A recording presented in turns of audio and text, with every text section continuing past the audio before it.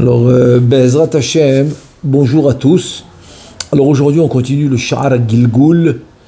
Là, c'est le 7e cours. On est toujours dans le même sujet. Et ça s'appelle Drush Neshamot vers Gilgul. Drush des Neshamot et du Gilgul. Et en fait, c'est le Sod Knisat Anaran Ba'adam. En fait, on est en train d'expliquer là dans tous les cours précédents, c'est le Sod, c'est le secret de comment le Naran qui est Nefesh War Neshama va rentrer dans l'homme.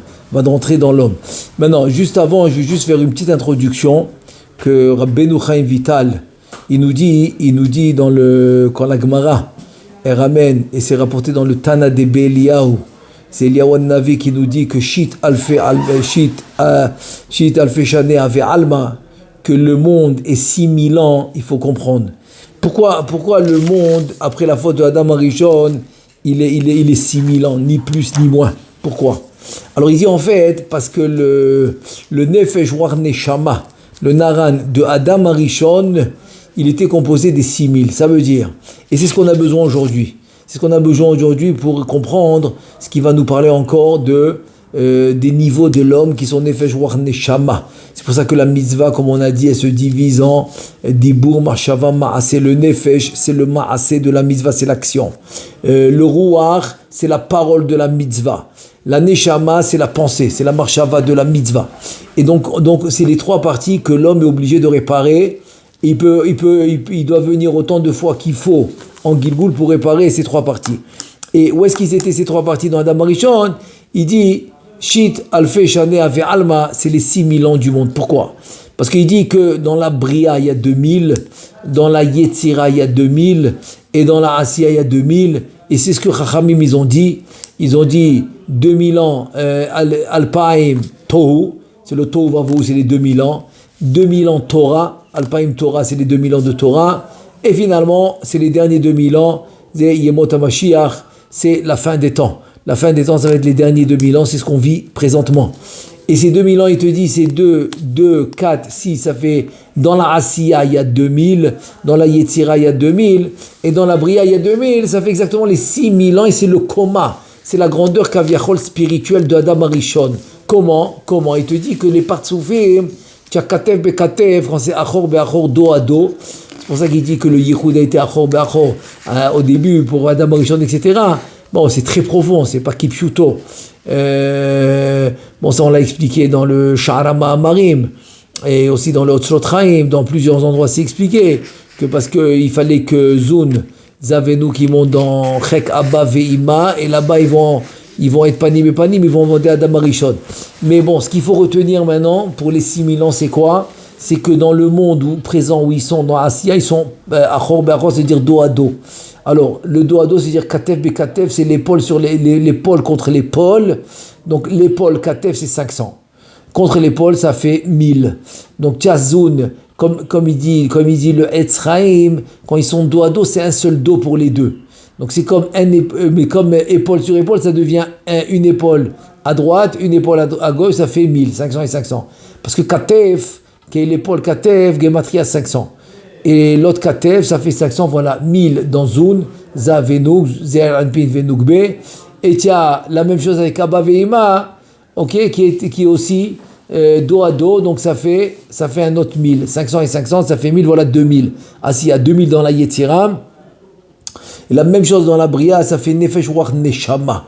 Donc voilà, ça c'est maintenant le coma, c'est-à-dire que on va dire que c'est toute la grandeur spirituelle de Adam Rishon. Donc c'est pour ça que le monde il va être 6000 ans et pas autrement et pas autre chose. Voilà. Bon, je rentre pas trop dans les détails parce qu'il y a plus de détails là-dessus, mais c'est vrai que ce qu'on a besoin pour maintenant. Ce qu'on a besoin pour maintenant, ça suffit. C'est-à-dire que c'est Nefesh. Bezrat Hashem, par la suite, on va élaborer plus le sujet. Pour l'instant, ce qu'on a besoin, c'est le Sod. Le Sod que l'homme doit recevoir le Naran. Nefesh War Neshama, c'est-à-dire il doit connecter avec la Asiya, il doit connecter avec la Yetzira, il doit connecter avec la Bria, comme ça il peut monter Zun de Hatzilut, Zer Anpi Venukbe de Hatzilut, parce que c'est là-bas que le Kol ve le Dibour de l'homme il arrive. C'est-à-dire que l'homme arrive au Zun de Hatzilut. Bon, rien qu'une petite parenthèse que le Or HaChaim HaKadosh, il ramène très intéressant, c'est que finalement, c'est pour ça que dans la Mishnah de Okatzin, c'est la fin du Shas, la dernière Masechet du Shas s'appelle Okatzin, la dernière Mishnah, et dit là-bas que Kol Tzadik ve Tzadik yesh olamot, shay olamot, qui veut dire 310, que chaque Tzadik il a 310 mondes. Alors maintenant la grande question se pose, c'est Ohr HaChaim HaKadosh, il dit c'est quoi ce chiffre? 310, 300, 400, 350, c'est quoi ce 10? Pourquoi 310? Et donc voilà, ça va très très bien avec ce qu'on vient de dire, c'est le chidouche du Ohr HaChaim HaKadosh.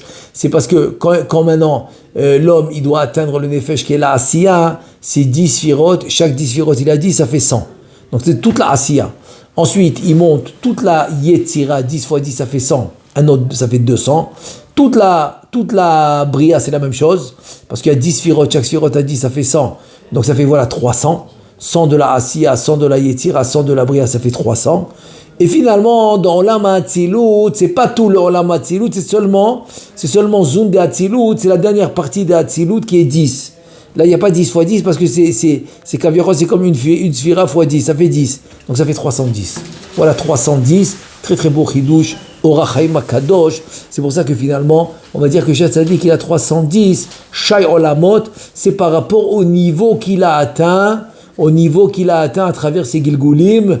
C'est les 3 mondes, plus le début de Hatzilut, ça fait 310. Ok, je ferme la parenthèse, maintenant je vais lire dans le texte ce qu'il nous dit Rabbeinu Chaim Vital. Aval, tzarir sheteda, kima shamarnu shelifamim, yiyulo nefesh veruach, veneshama mina yetzira o mina bria. Voilà. Alors, ce qu'on a dit que des fois, il aura quoi? Il aura peut-être le nefesh, le ruach et la neshama. Donc, ça veut dire nefesh, ruach, neshama, ça peut venir de yetzira, ça peut venir de bria, ça peut venir de asiya. Ça veut dire que l'homme, tu peux dire il a neshama, mais quel neshama? Ça peut être la neshama de asiya, ça peut être la neshama de yetzira, ça peut être la neshama de bria. Donc, ça veut dire que, je donne un exemple, par exemple, des fois on dit que, des fois le nefesh, il va être plus fort que la neshama. Comment c'est possible? Le nefesh, c'est pas plus fort que la neshama. Le nefesh, c'est le 3e niveau, la neshama, le 3e niveau vers le bas. Et la neshama, c'est le 3e niveau vers le haut, c'est le plus fort. Il dit non, parce que peut-être c'est le nefesh de la bria, alors que l'autre, il a la neshama de la asiya. Donc c'est sûr que le nefesh de la bria, c'est beaucoup plus fort que la neshama de la asiya. Donc c'est ce qu'il nous dit ici. Alors maintenant, il veut rien rectifier, ou on va dire surtout, il veut mettre les points sur les i, qu'en fait c'était quoi sa kavana. Alors là il va dire d'abord c'était quoi qui était pas sa kavana, c'est quoi? En kavanatenu lomar she'en lo nefesh mitzad ha'asiya klal. C'est-à-dire quand je t'ai dit qu'il avait la neshama de bria par exemple, ça veut pas dire que, ou bien le nefesh de bria par exemple, ça veut pas dire qu'il n'a pas de nefesh de asiya, pas du tout. Ki ine noda javilu ashchina anikret malchut imekanena ba'asiya. Tu vois bien que la shrina qui s'appelle la malchut, qui s'appelle Rosh HaShu'alim, qui est la malchut de tout le bia, c'est-à-dire que c'est le keter de bria et asiya, tu vois bien qu'elle aussi mekanena, elle se retrouve à la asiya. Ça veut dire qu'en fait, quand je te dis que par exemple, tu as la neshama de la bria, c'est évident que tu as tous les niveaux d'avant. Ok, c'est-à-dire le Rav, c'est tellement évident, pourquoi le Rav il dit ça? Parce qu'il a dit, tu aurais pu penser que le fait que tu es monté de niveau, tu n'as plus le niveau inférieur. Alors peut-être, j'ouvre une parenthèse pour expliquer. Ça veut dire quoi? Parce que Béhémet, logiquement parlant, oui, si tu es monté de niveau, c'est fini, tu n'as plus le niveau inférieur. Alors pourquoi là, le Rav, il revient, il me dit non, écoute bien, c'était pas ma kavana. Ma kavana n'était pas de dire que si tu as par exemple le nefesh de bria, eh ben la asiya c'est fini. Faux. Pourquoi il est obligé de nous dire ça? Alors à quoi ça ressemble? Ça ressemble parce qu'on a dit que, par exemple, des fois l'homme, il reçoit les mochin de gadlut. Alors, Rabbeinu Chaim Vital Alav Shalom, il pose la question, où est-ce qu'ils sont les mochin de gadlut? Donc tu aurais pu dire que quand tu reçois les mochin de gadlut, les mochin de gadlut, ils s'en vont. Ils disparaissent. Il dit c'est faux.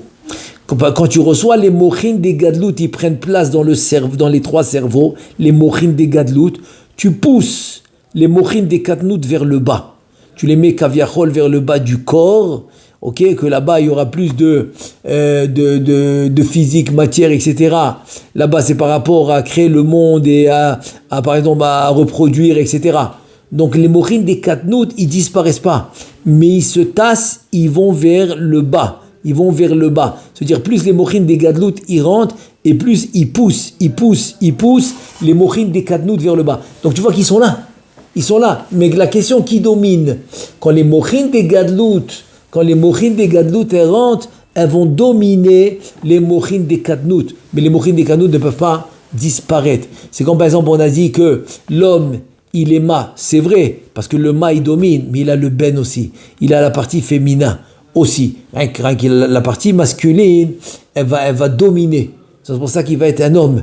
Donc ça veut dire qu'il a ma ou ben des ma. Parce que ben, c'est la partie féminin, ma, c'est la partie masculine, et donc les deux ensemble, ça fait ma ou ben.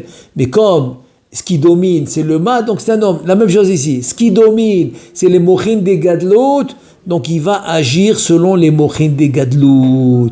Et si c'est les mochines des katnout qui dominent, eh ben c'est les dinim, etc., c'est le yetzerara, c'est comme les enfants par exemple, etc. C'est-à-dire c'est les mochines des katnout qui dominent. Donc c'est ça que ça veut dire. Donc ici aussi. Si tu me dis que quoi, que tu as le nefesh de Bria, très bien. C'est-à-dire que c'est lui qui domine. Mais tous les niveaux inférieurs, tu les as aussi. La question, c'est qui domine. C'est intéressant. C'est intéressant à comprendre cette Nekuda, parce que finalement, après que le corps a arrêté de grandir, spirituellement, l'homme, il continue à grandir. Mais s'il n'a pas de Torah et de mitzvot, donc toute sa croissance spirituelle, on peut dire qu'elle tombe à l'eau. Elle sert à rien. Chez le goy, il n'y a pas ce problème, parce qu'il a rien que le nefesh béhémite. Il a rien que on va dire le spirituel de la béhéma, de la bête. Donc c'est pour ça que lui, ça ne fait aucune différence. Pour lui. Mais par contre, c'est-à-dire lui, il doit rien que grandir sechel. Sechel, ça veut dire dans l'intelligence humaine pour se conduire comme un homme, ça veut dire comme quelqu'un de digne, avec des bonnes manières, etc. Le goy, c'est pas plus que ça. Alors que le juif, pas du tout. Le juif, comme il a cette partie spirituelle, et c'est de ça qu'on parle. Tous les premiers cours qu'on a fait maintenant, c'est que de ça. Parce qu'il a le nefesh, il a le ruach, il a le neshama de quoi, etc. C'est la partie spirituelle, qu'en fait, c'est sa racine, et c'est ça qui doit réparer dans le Gilgoul présent. Donc c'est ça qui doit dominer. C'est-à-dire que la partie spirituelle doit dominer en l'homme. C'est-à-dire que finalement, quand l'homme, il va prendre des décisions, donc toujours ces décisions vont être toujours en rapport direct avec ce qui domine en lui. Si maintenant quelqu'un, avec les désirs, domine en lui, donc ces décisions que ça va être, les vacances, les trucs, les plaisirs, etc. Tout à fait normal. Alors que si quelqu'un, le spirituel domine, donc ses décisions, même il a besoin de se reposer, etc., il va le faire dans un endroit où il pourra continuer à étudier, où il pourra continuer à faire sa tefila, où il pourra continuer à servir Hachem, etc., parce que c'est ça qui domine. Donc c'est ça qui doit faire dominer. Donc c'est vrai qu'il a le nefesh de Bria ou la neshama de Bria. C'est vrai. Mais ça domine, mais le reste, il a encore. Ça veut dire quoi? Ça veut dire que finalement, c'est jamais annulé. Donc il y a toujours cette possibilité que l'homme, par exemple, va se conduire comme un enfant. Ça arrive. Des fois même des grands, tu les vois comme ça, ils peuvent ça. Et pourquoi Kadosh Baruch Hu a fait ça? Parce que Kadosh Baruch Hu, il a dit, et c'est la Gemara qui nous ramène, parce qu'en fait la Gemara c'est quoi? C'est Halakha le Moshe Sinaï. Toute la Torah qu'on a reçue au Sinaï, c'est la Torah chez Be'alpé. Donc c'est Kadosh Baruch Hu qui l'a transmise. C'est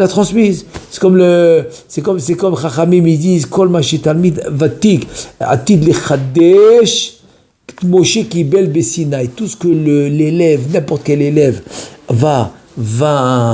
va dévoiler, va faire comme ridouche, c'est sûr que Moshe l'a reçu au Har Sinaï. C'est-à-dire tout a été dévoilé au Har Sinaï. Donc c'est la Torah chez Be'alpé. Qu'est-ce qu'elle nous dit là-bas? Elle nous dit que Shmuel, il dit Le'olam yadam me'urav ima beriot. Ça veut dire quoi? Ça veut dire que tu peux être très grand. Tu peux dominer, c'est-à-dire ton côté spirituel domine. Très bien. Mais toujours, tu dois avoir ce côté qui est prêt à s'associer avec ton entourage. Si c'est tes amis, si c'est ta famille, si c'est tes enfants, si c'est tes petits-enfants, si c'était, si c'était des gens qui ont besoin de toi, etc. Donc pour avoir cette possibilité en tant que quelqu'un que sa spiritualité domine. Donc c'est compliqué. C'est compliqué maintenant de jouer avec un enfant de 3 ans. Quand maintenant, je sais pas moi, tu as atteint un niveau spirituel de, je sais pas moi, de Rabbi Shimon Bar Yochai. Compliqué. Tu te dis non, c'est pas compliqué. Pourquoi? Parce que c'est vrai que tu as reçu les mochines des Gadlout. Mais les mochines des Gadlout sont là. C'est les mochines des Gadlout qui dominent. Donc de temps en temps, tu auras besoin d'utiliser ces mochines des Gadlout. Deuxième exemple, c'est la Gemara dans Brachot, dans Daf Samer.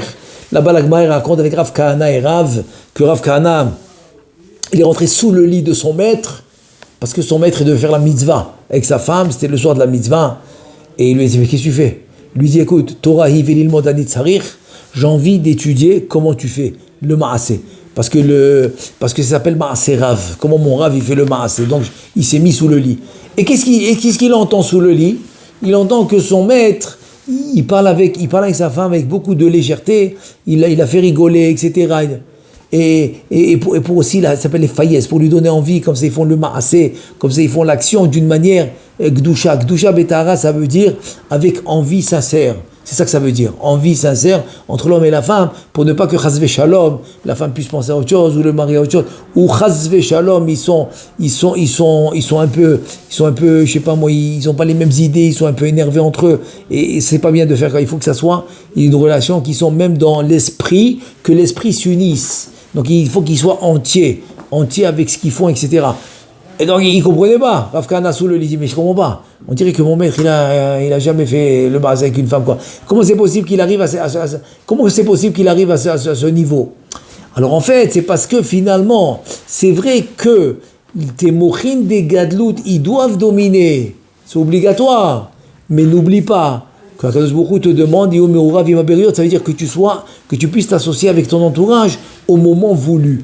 Rien que le truc, c'est que tu dois dominer, c'est tout. Mais tiens, tous les mochines des gadlout, ils sont là, ils sont présents.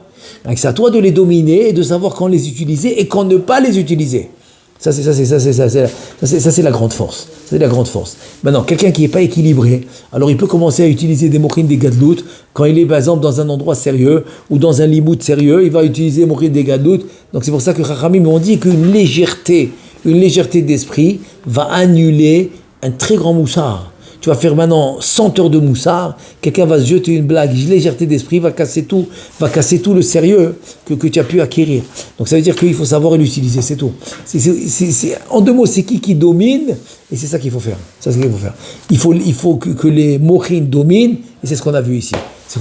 Mais il vient et te dit, n'oublie pas, parce que les mochines des canaux sont là. Ils sont là, tu as tous les niveaux, ils sont là. Pourquoi? Parce que tu auras besoin de les utiliser en temps et lieu. Mais qui doit dominer? C'est les mochines des gadlout. Alors on continue. Donc il te ramène la preuve de la Shrina, que la Shrina elle-même, qui est le keter de tout la Bia, elle vient les Kanina, ça veut dire résider dans la Asiya.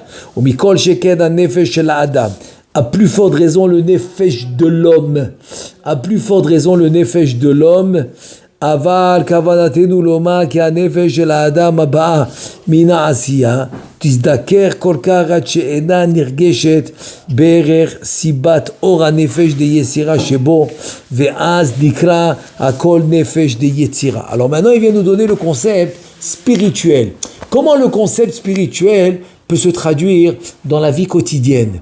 Il te dit, tu sais, tu vas arriver au niveau, par exemple, on va dire que tu es le nefesh de quoi? Le nefesh de Asiya. Maintenant, tu vas monter de niveau, tu vas monter au nefesh de Yetzira. Ensuite, tu vas monter de niveau, tu vas monter au nefesh de Bria. Très bien.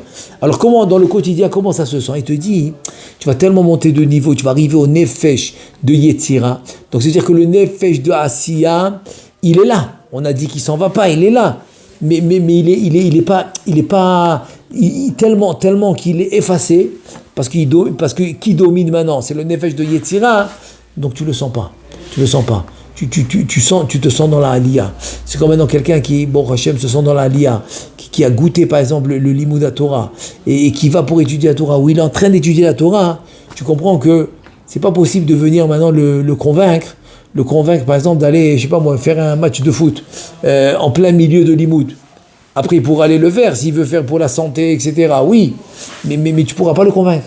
En plein limoud, en plein quand il est en train maintenant de nourrir tous ces niveaux spirituels, tu ne pourras pas le convaincre. Tu ne pourras pas le convaincre de s'arrêter. C'est pour ça que les tzadikim, quand ils étaient en plein limoud, impossible de les arrêter. Impossible. C'était même, il y avait du bruit et tout, ils ne s'arrêtaient pas parce que il faut savoir qui domine.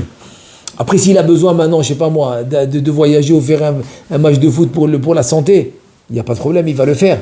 Mais en deux mots, pas pendant que, par exemple, il est en train d'alimenter ses niveaux spirituels. C'est ça que ça veut dire.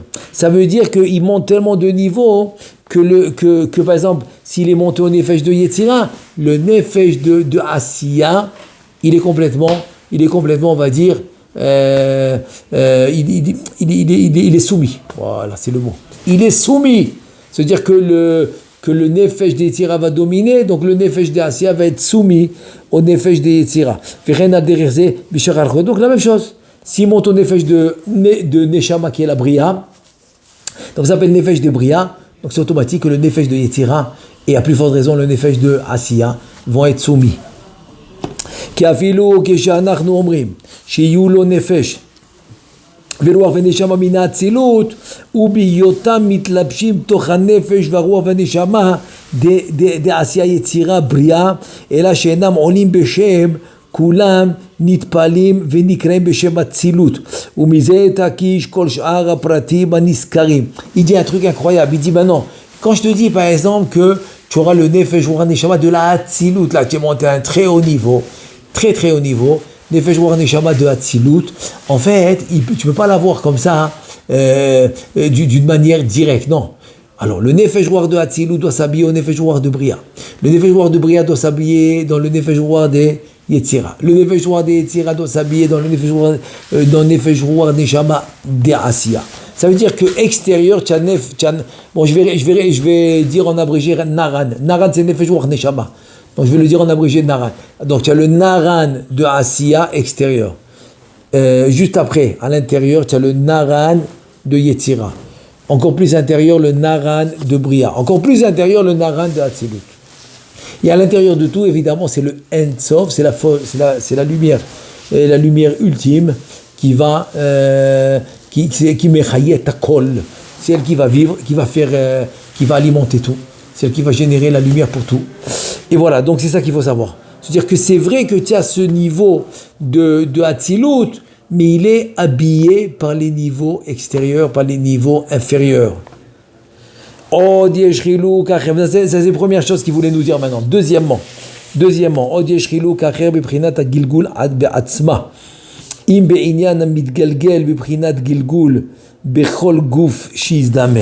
veut dire que le chilouk c'est quoi? C'est qu'on va parler du Gilgul lui-même. C'est quoi? C'est que si maintenant celui qui est mitgalgel dans un corps quelconque, ou bien Amid Galgel al-Yedi Achiv Asherze Nikra Sod Hayibu, ou bien par exemple non, son Gilgul il est venu par on va dire par l'action de son frère, comme par exemple le Yiboum, quand son frère par exemple il va faire le Yiboum avec sa femme et donc il va venir en Gilgul par cette action. C'est-à-dire qu'il y a quelqu'un qui a fait une action, ou bien que quelqu'un, par exemple, il doit venir réparer, donc il va venir en Gilgul par rapport à celui qui doit se faire réparer, etc. Ou bien non, ou bien il vient en Gilgul dans un corps quelconque pour réparer ce qu'il doit réparer. Véou, et là maintenant il explique. Véou ki kesheba bibrinat Gilgul levad, inena mitgalgelim beyachad shloshtam hanefesh va'ruach veneshama velo shnehem beyachad. C'est-à-dire quand il vient maintenant pour un Gilgul quelconque, ok, il vient tout seul, ça veut dire, donc il n'est pas obligatoirement qu'il va venir le Gilgul avec les trois, avec le Nefesh, Veruach, Neshama, et non plus avec les deux, et là, il va venir le Nefesh tout seul jusqu'à qu'il va être réparé. Ensuite, le Gilgul, dans un autre Gilgul, il va venir le Nefesh et le Ruach tout seul jusqu'à qu'ils vont être réparés. Ensuite, seulement la troisième fois, je ne sais pas la troisième fois qu'il vient, peut-être qu'il est venu plusieurs Gilgul pour réparer, c'est-à-dire au dernier Gilgul, donc il aura le Nefesh War Neshama jusqu'à qu'il va être réparé, à Tetakana Neshama, jusqu'à que la Neshama doit être réparée. Donc il revient en Gilgul jusqu'à qu'il finit avec le Nefesh, il revient le nefesh, il est comme support, donc il revient pour le rouar, jusqu'à qu'il finit le rouar. Ensuite, le nefesh et rouar, ils viennent comme support pour la neshama, il répare jusqu'à qu'il a fini de réparer la neshama. Et là, et donc les gilgul sont finis. Ah, il pose la question, il dit, mais attends, le chaya yechida, c'est ça, attends, il y a 5 niveaux. On a dit 5 fois barichina fshi, nefesh rouar neshama chaya yechida. Il te dit non. Pour le chaya yechida qui est makiv, qui est lumière environnante, on ne revient pas en gilgul. Donc on ne revient pas en gilgul pour la lumière environnante. On revient en gilgul seulement pour le naran, pour nefesh rouar neshama, qui est la lumière intérieure. Olifamim kol echad mishloshtam yitgadiel levado bifnei azmo kanal beorer. Bon, il te dit c'est possible que chacun d'entre eux va revenir en gilgul tout seul. Voilà, tout cela qui va être réparé. אבל כשמתגלגל על ידי אחיו ובא בסוד הייבום יכולים להתגלגל שם יחד שלושתם הנפש רוח ונשמה. Maintenant il te dit c'est plus fort. Quand par exemple son frère va intervenir et il va faire la mitzvah pour réparer son frère qui est parti sans enfant. Yiboum c'est quoi? C'est quelqu'un qui meurt sans enfant et donc son frère va faire la mitzvah avec sa femme, ça s'appelle le yiboum, pour faire une descendance à son frère qui est parti sans enfant. Donc il te dit ça c'est plus fort. Donc quand il intervient, il fait la mitzvah, alors celui qui va naître maintenant, il peut avoir les trois ensemble, parce que ça vient réparer le frère qui est décédé. Amar akotev chaim ine mina saba de parashat mishpatim mashma d'afilu besod hayibum enam baim yachad ela nefesh ve'aruach levadan velo aneshama. Il te dit en fait que quoi? Que dans le Sabané Mishpatim, c'est vrai, même s'il vient avec le frère, comme on a dit, il est intervenu, mais ils ne viennent pas les trois ensemble. Les trois ensemble, lesquels? Il te dit, il vient seulement le Nefesh et le Ruach. Et la Nefesh va Ruach, le Vadam, velo Neshama. Bon, c'est rien que maintenant à savoir est-ce qu'ils viennent les trois ensemble ou pas. Mais une chose est sûre, c'est qu'ils viennent plus quand ils viennent par Yiboum, par exemple. Parce que là, il a intervenu pour réparer une Neshama qui est partie sans enfant. Pourquoi? Parce que le sabbat des Mishpatim, il dit que dans la Torah, c'est très grave dans le monde des Neshamot, que la personne, et c'est pour ça que c'est la première mitzvah de la Torah, Pérour, vous, donc très très très très grave, que l'homme il s'en va de ce monde sans faire périr avec bien. Je ne parle pas de honnête, je ne parle pas de cas de force majeure, où il n'a pas pu, où il ne peut pas, ou je ne sais pas. Moi je parle de cas normal qui pouvait se marier, pouvait avoir des enfants. Et non, il a retardé, il a voulu comme ça, il a on va dire, il a un peu pris à la légère, il a bâclé, donc il a pas fait la mitzvah, de ça qu'on parle. Quelqu'un qui peut pas, il peut pas. Anus, Rahamana Patre. Donc ça, c'est pour ça que finalement, ça devient le cas le plus difficile, quand l'homme il s'en va sans enfant, tellement que c'est difficile, qu'il perd son niveau. C'est pour ça qu'il te dit, le Zohar, que le mari de la femme devient son fils et son frère devient son père, donc sa femme devient sa mère. Incroyable, c'est-à-dire c'est vraiment une descente de niveau. Donc puisque maintenant son frère va intervenir et faire la mitzvah, donc il pourra revenir en effet rouar, parce que quoi? Parce qu'il doit refaire le tikkun pour monter de niveau là où il était. Et Bezrat Hashem, maintenant comme il va commencer maintenant, parce qu'il veut en détail, il veut expliquer en détail ce drouche, et je dis qu'il est très très très important ce drouche de Yiboum. Donc il a dit Veraiti l'archiv yoter bedrouche chez la Gilgul vers Yiboum vers Ibour, c'est-à-dire le Gilgul, le Yiboum, c'est quand on a dit que quelqu'un il va mourir sans enfant, donc son frère il va faire le massacre avec sa femme, ça s'appelle la femme de celui qui est niftar sans enfant, je dis bien sans enfant, ça va s'appeler le Yiboum. Et le Ibour, c'est le temps du Ibour. Il y a deux Ibour. Il y a le Ibour, on a dit des Kélim. C'est quoi les Kélim? C'est le Ibour de l'enfant dans le ventre de sa mère. Et il y a le Ibour, le Rachash, il dit que c'est le Ibour des Mochin. C'est-à-dire, c'est quoi le Ibour des Mochin? C'est quand maintenant l'homme il doit recevoir des Mochin. À ce Kaviachol, c'est comme le bébé. Avant qu'il soit né, il est dans le ventre de sa mère. La Kaviachol, il revient un peu. C'est ça la Yerida, les Tzorech Aliyah. La descente pour mieux monter. Avant de recevoir des mourines des gadlout, il est toujours en phase de mourines des katdout, il voit noir, il voit pas clair, et après boum, il reçoit les mourines.